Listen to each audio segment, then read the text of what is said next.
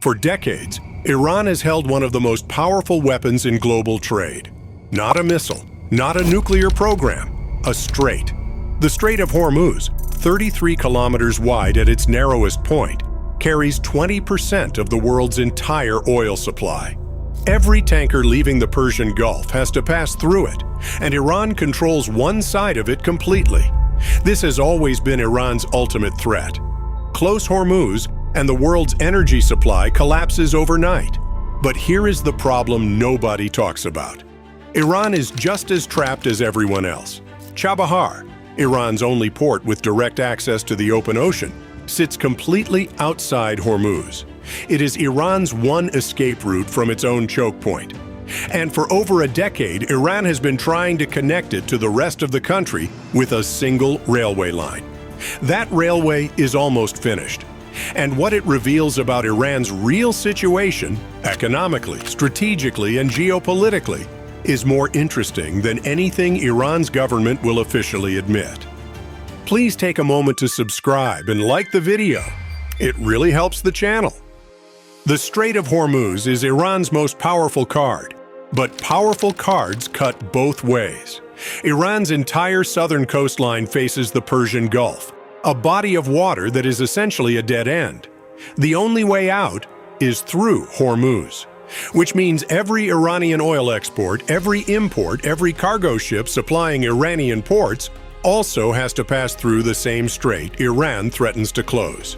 In June 2025, during escalating regional conflict, Iran's IRGC threatened to close the strait to shipping. Oil markets went into immediate shock. But within days, the reality was clear. Iran could not sustain a full closure without strangling its own economy first. A ceasefire eventually came in April 2026. But the strategic lesson of June 2025 had already been learned. This is the fundamental contradiction at the heart of Iran's strategy. The weapon they hold is pointed at themselves. Chabahar changes that. Located on the Gulf of Oman, east of Hormuz, directly on the Indian Ocean, Chabahar is the only Iranian port that sits completely outside the choke point. Ships calling at Chabahar never touch Hormuz, never pass through the Persian Gulf. They connect directly to the Arabian Sea, and from there to the entire world.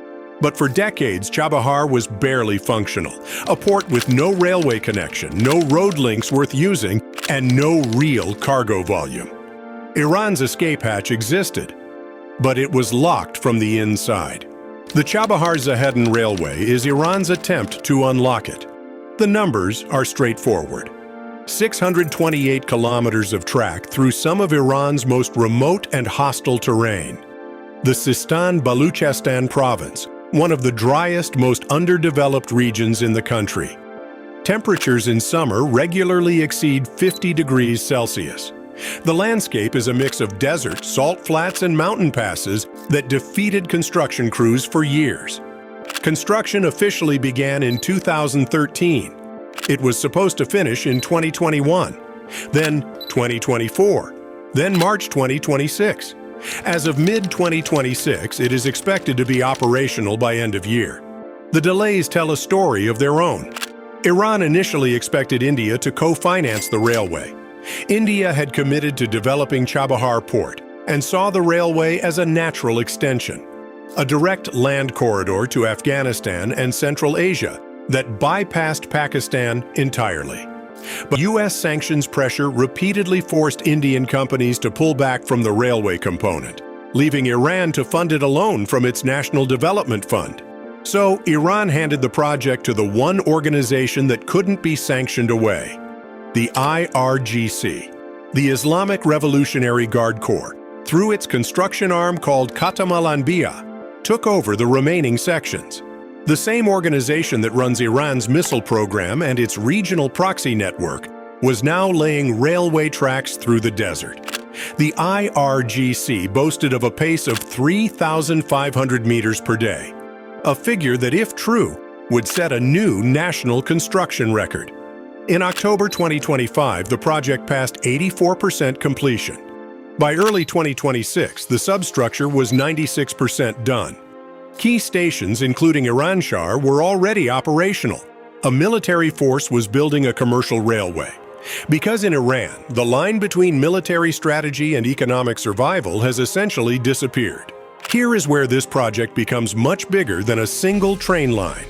Chabahar Port, once the railway is connected, sits at the intersection of three major trade corridors simultaneously. The first is the International North-South Transport Corridor, a 7,200-kilometer network connecting India to Russia through Iran. Goods from Mumbai load at Chabahar, travel by rail through Iran to the Caspian Sea, and continue north to Moscow. The alternative route, by sea around Europe, takes 40 days. Through Iran, it takes 20. The second is the connection to Central Asia. Landlocked countries, Afghanistan, Turkmenistan, Kazakhstan, Uzbekistan, have no direct ocean access.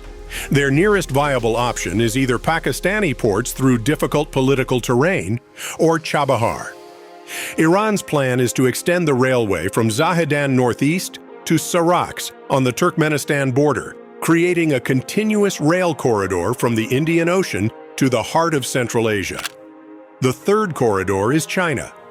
In 2021, China and Iran signed a $400 billion 25-year strategic partnership. Part of that deal quietly included rail connectivity, designed to move Iranian oil exports to China overland, bypassing both Hormuz and the U.S. Navy ships that patrol the sea lanes outside it. By 2025, a China-Iran freight corridor was fully operational, with electrified tracks and scheduled services designed explicitly to reduce exposure to sanctions.